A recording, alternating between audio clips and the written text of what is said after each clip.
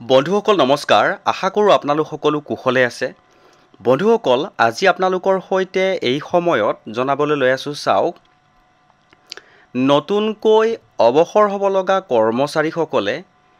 এইকেইটা তথ্য আজিয়ে জানি লওক অৰ্থাৎ যিসকল কৰ্মচাৰীয়ে নতুনকৈ অৱসৰ ল'ব তেওঁলোকৰ কাৰণে কেইটামান দৰকাৰী তথ্য বিচাৰি পালোঁ আৰু পোৱাৰ লগে লগে আপোনালোকৰ সৈতে শ্বেয়াৰ কৰিলোঁ আশা কৰোঁ আপোনালোকে ভিডিঅ'টোৰ সৈতে সহযোগিতা কৰিব অতিকৈ দৰকাৰী ইনফৰমেশ্যন জনাবলৈ লৈ আছো চাওক এজন চৰকাৰী কৰ্মচাৰীৰ অৱসৰৰ পাছত লাভ কৰিবলগীয়া সুবিধাসমূহ কি পেঞ্চনাৰৰ সুবিধাসমূহৰ ভিতৰত GIS GPF নগদ ছুটি নগদীকৰণ DCRG ইত্যাদিবোৰ অন্তৰ্ভুক্ত এজন অৱসৰপ্ৰাপ্ত চৰকাৰী কৰ্মচাৰী কেতিয়া পেঞ্চন লাভৰ বাবে যোগ্য হৈ পৰে স্থায়ী চৰকাৰী কৰ্মচাৰী হিচাপে একেৰাহে 10 বছৰ কাল সাৰ্ভিস আগবঢ়োৱাৰ শেষত অৱসৰ গ্ৰহণ কৰিলেই এজন ব্যক্তি পেঞ্চন লাভৰ যোগ্য হৈ পৰে সমানুপাতিক পেঞ্চন আৰু সম্পূৰ্ণ বাৰ্ধক্য পেঞ্চন কি 10 বছৰতকৈ অধিক আৰু 25 বছৰতকৈ কম সময় সাৰ্ভিস আগবঢ়োৱা চৰকাৰী স্থায়ী কৰ্মচাৰীক প্ৰদান কৰা পেঞ্চনকে সমানুপাতিক পেঞ্চন বোলা হয় আনহাতে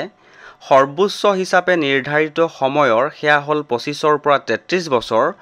বাবে সাৰ্ভিস আগবঢ়োৱা চৰকাৰী স্থায়ী কৰ্মচাৰীক প্ৰদান কৰা পেঞ্চনক কোৱা হয় সম্পূৰ্ণ বাৰ্ধক্য পেঞ্চন কেতিয়া এজন পেঞ্চনাৰ সম্পূৰ্ণ বাৰ্ধক্য পেঞ্চনৰ বাবে যোগ্য হৈ পৰে যোগ্যতাৰ মাপকাঠি হিচাপে নিৰ্ধাৰিত 25 বছৰতকৈও অধিক কাৰ্যকাল আগবঢ়োৱাৰ পাছত এজন পেঞ্চনাৰৰ সম্পূৰ্ণ বাৰ্ধক্য পেঞ্চনৰ বাবে যোগ্য হৈ পৰে চৰকাৰী কৰ্মচাৰীসকলে তেওঁলোকৰ পেঞ্চন নথি প্ৰস্তুতিৰ কামবোৰ কেতিয়াৰ পৰা আৰম্ভ কৰিব এজন কৰ্মচাৰীয়ে তেওঁৰ অৱসৰৰ 2 বছৰৰ পূৰ্বৰে পৰা পেঞ্চনৰ নথি সম্পৰ্কীয় কামবোৰ আৰম্ভ কৰাটো বাঞ্ছনীয় তাৰোপৰি তেওঁ অৱসৰৰ 6 মাহ পূৰ্বে পেঞ্চনৰ অনুমোদন কৰ্তৃপক্ষক এই নথিসমূহ জমা দিব লাগিব তে বন্ধুসকল কেইটামান গুৰুত্বপূৰ্ণ ইনফৰমেশ্যন পালো জনাবলৈ যত্ন কৰিছো চাওক কি প্ৰক্ৰিয়াৰে পেঞ্চন বিনিময় লাভ কৰিব পাৰি এজন চৰকাৰী অৱসৰপ্ৰাপ্ত পেঞ্চনাৰৰ ভাত্তাৰ পৰা কিমান পৰিমাণৰ বিনিময় কৰিব পাৰি এক নিৰ্দিষ্ট পত্ৰ সঠিকভাৱে পূৰণ কৰি সেয়া AGDPক জমা দিব লাগিব পৰৱৰ্তী সময়ত AR লাভ কৰাৰ অন্তত P&PG বিভাগে বিনিময় কৰা পেঞ্চনৰ পৰিমাণ ঘূৰাই দিয়াত অনুমোদন জনাব ন্যায়িক আৰু AIS সেৱাৰ বাহিৰে আন পেঞ্চনাৰসকলৰ মূল পেঞ্চনৰ 1/3 অংশহে বিনিময় কৰিব পাৰে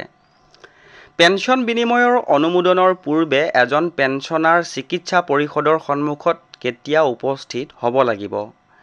যদিহে এজন পেঞ্চনাৰে তেওঁৰ অৱসৰৰ এবছৰৰ পাছত পেঞ্চন বিনিময়ৰ বাবে আবেদন কৰে চৰকাৰী সেৱাৰ পৰা স্বেচ্ছাই অৱসৰ গ্ৰহণ কৰিলে বা বাধ্যতামূলক অৱসৰ গ্ৰহণ কৰা চৰকাৰী কৰ্মচাৰীয়ে পেঞ্চন বিনিময় অধিনিয়ম 1965 চন অনুসৰি পেঞ্চন বিনিময় অনুমোদনৰ বাবে চিকিৎসা পৰিষদৰ সন্মুখত উপস্থিত হ'ব লাগে পেঞ্চন লোন বিনিময়ৰ বাবে পেঞ্চনাৰসকলৰ ওপৰত আৰোপ কৰা সুদৰ বিভিন্ন হাৰসমূহ কি 1/1/2013 তাৰিখৰ পূৰ্বে অৱসৰ গ্ৰহণ কৰা পেঞ্চনাৰৰ সুদৰ হাৰ হ'ব 4.75% 1/1/2013 পাছৰ পৰা অৱসৰ গ্ৰহণ কৰা পেঞ্চনাৰৰ সুদৰ হাৰ হ'ব 8%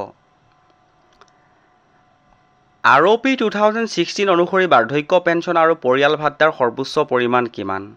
বাৰ্ধক্য পেঞ্চনৰ সৰ্বোচ্চ পৰিমাণ হৈছে 65,000 টকা আৰু পৰিয়াল ভাত্তাৰ সৰ্বনিম্ন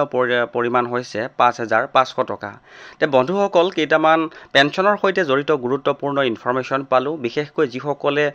নতুনকৈ অৱসৰ ল'ব তেওঁলোকৰ কাৰণে কেইটামান গুৰুত্বপূৰ্ণ ইনফৰমেশ্যন পালো আৰু লগে লগে আপোনালোকৰ সৈতে শ্বেয়াৰ কৰিলো যদি ইনফৰমেশ্যনসমূহ ভাল লাগিছে বা আগলৈকো যদি এনেকুৱা ইনফৰমেশ্যন পাই থাকিবলৈ বিচাৰে তেনেহলে চেনেলটো সাবস্ক্ৰাইব কৰি হাতত ৰাখিব